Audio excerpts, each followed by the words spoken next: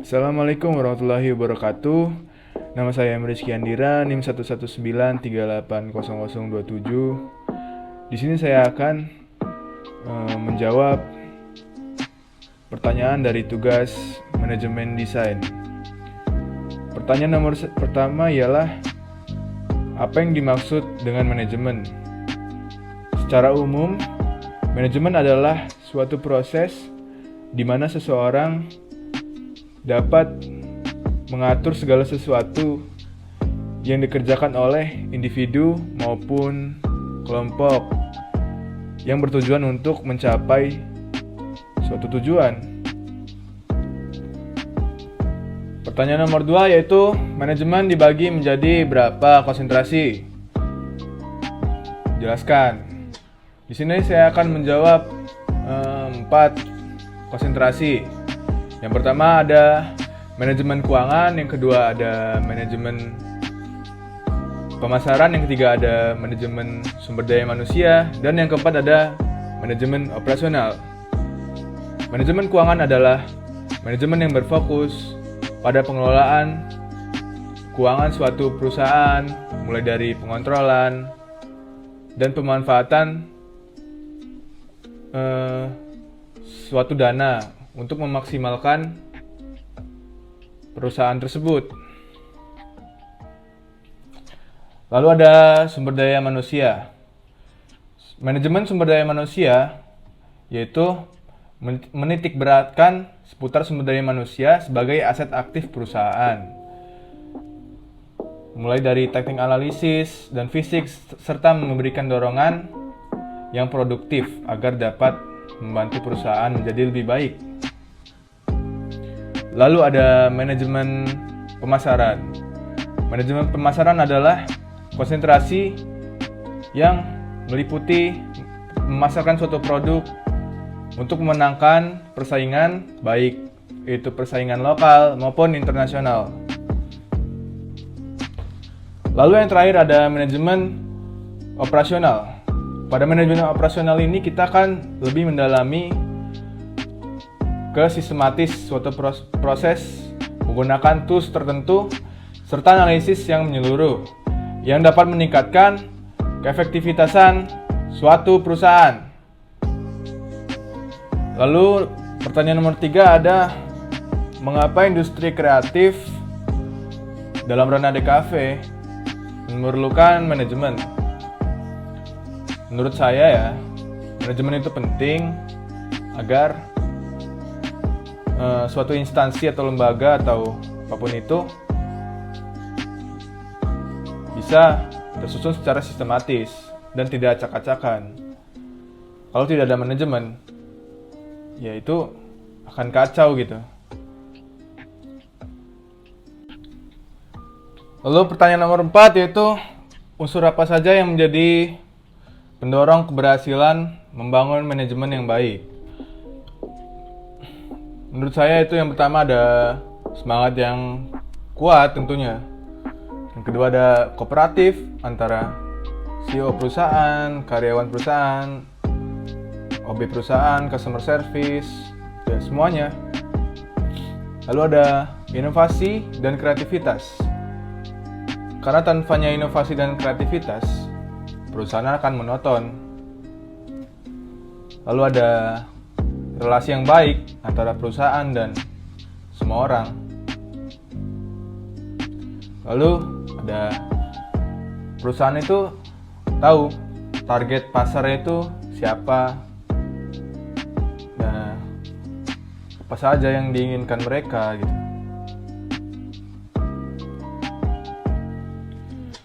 Lalu ada pertanyaan nomor 5 yaitu, apa saja ciri-ciri perusahaan yang memiliki manajemen yang baik? Di sini saya akan menjawab menurut saya dan juga sedikit dari internet. Yang pertama itu ada lingkungan kerja yang aman dan mendukung. Karena kalau lingkungan kerjanya tidak aman dan tidak mendukung, maka orang yang ada di perusahaan tersebut akan capek dan bosan. Ya, otomatis mereka akan keluar. Lalu ada atasan yang berinvestasi dalam pertumbuhan karyawannya, karena seorang atasan itu menginginkan karyawan yang memiliki sumber daya alam yang baik. Lalu ada pemahaman tentang kehidupan rekan kerjanya di luar jam kerja. Jadi seorang atasan maupun karyawan itu tahu entah itu kehidupan pribadinya seperti apa, yang intinya di luar jam kerja. Lalu ada penghargaan untuk kontribusi tentang apa yang kita berikan pada perusahaan. Lalu yang terakhir ada kepuasan suatu pencapaian perusahaan. Lalu ada pertanyaan nomor 6, yaitu apa standar manajemen yang baik itu? Saya akan menjawab. Jawabannya saya dapat dari internet. Sumbernya ada di sini. Yang pertama itu ada fokus pada pelanggan. Jadi perusahaan itu tergantung pada pelanggan, apa yang mereka inginkan. Jadi mereka tuh harus mengerti apa yang diinginkan oleh pelanggan.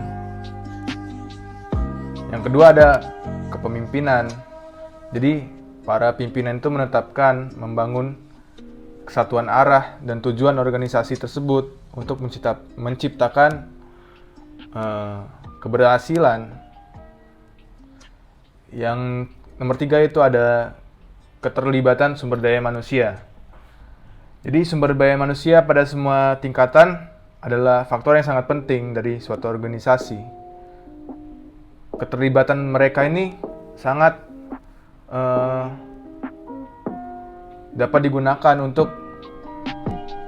mencapai keuntungan suatu perusahaan. Lalu yang keempat ada pendekatan proses. Hasil yang diupayakan dicapai itu akan lebih efisien gitu. Lalu yang kelima ada pendekatan sistem pada manajemen. Pemahaman dan pengelolaan suatu sistem itu saling terkait untuk menghasilkan perbaikan-perbaikan yang objektif dan efisien.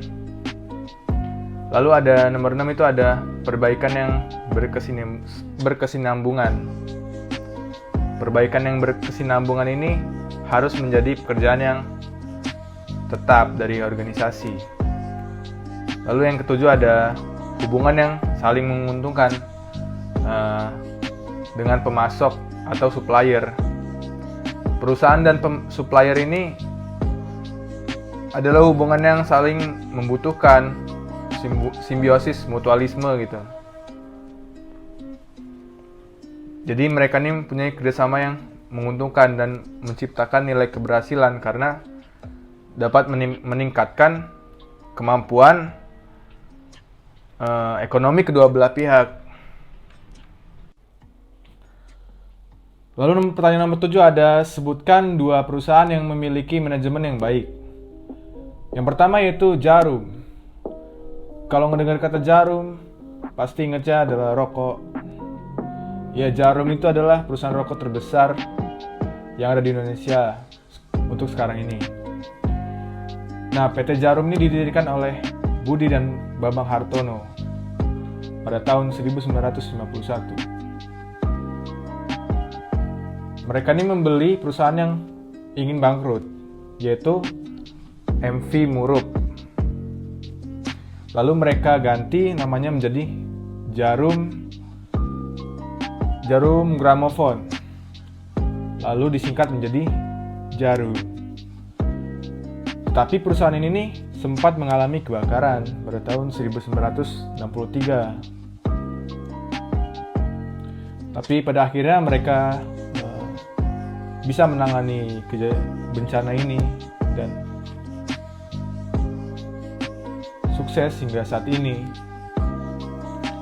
Bukti PT Djarum ini memiliki manajemen yang baik adalah mereka itu punya inovasi yang awalnya mereka menggunakan sigaret kretek pakai tangan ya, sigaret kretek tangan SKT.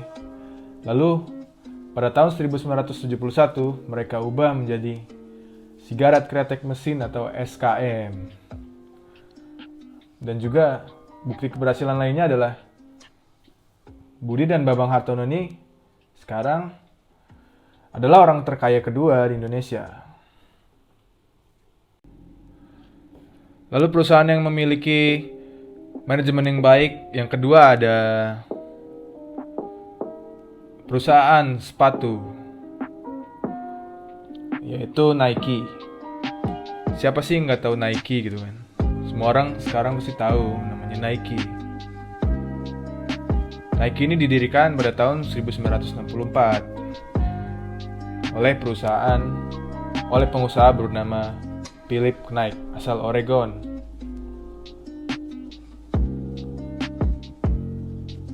Nike ini berasal dari nama Dewi Yunani yang berarti kemenangan. Hari ini Nike mempertahankan posisinya sebagai pemimpin besar dalam sepatu olahraga dan merupakan peran penting dalam pakaian dan aksesoris. Terbukti dalam ini Nike memiliki manajemen keuangan dan pemasaran yang sangat baik.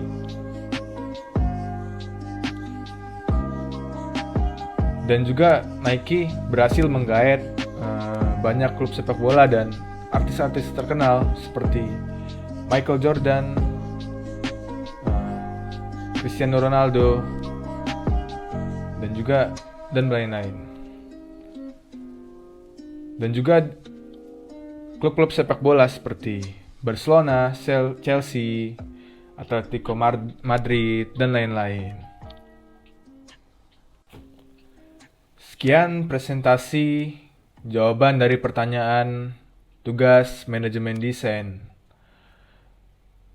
Saya mohon maaf kalau ada kekurangan. Wassalamualaikum warahmatullahi wabarakatuh.